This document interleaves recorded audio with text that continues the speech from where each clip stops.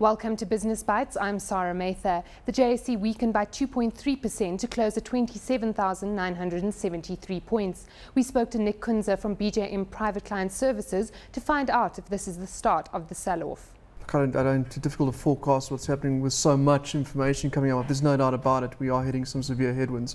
The markets had run a little bit hard. I mean, it doesn't take a genius to work out. The S&P up 80% in a year.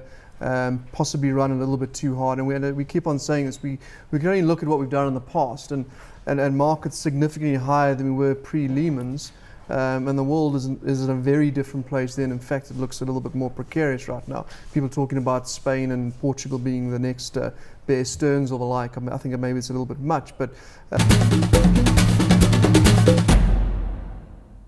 The Nigerian market jumped 1.5% to 26,843 points. We spoke to Babatunde Ojo from ARM Investment Managers looking at the banking sector. Basic news in the market now is that the CBN has refuted the information in the market, the speculation that investors are not banks are not allowed to take banking shares as collateral for loan.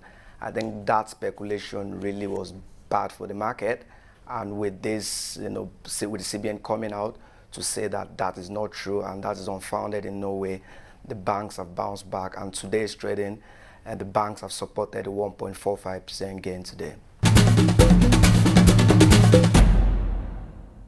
The NSE 20 ended the day at 4,217 points, down just over 1/3%. We spoke to Robert Manuku, research analyst in Drummond Investment Bank, looking at Safaricom. Well, it's expected of any regulator like CCK, that's the Communications Commission of Kenya, to have policies on how these telecommunication firms should regulate maybe their pricing and other facilities.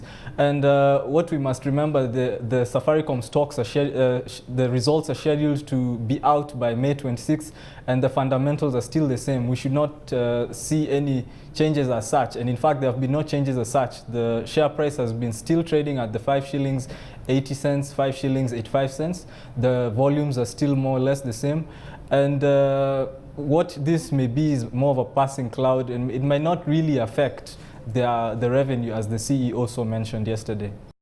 For more news and videos, go to abndigital.com.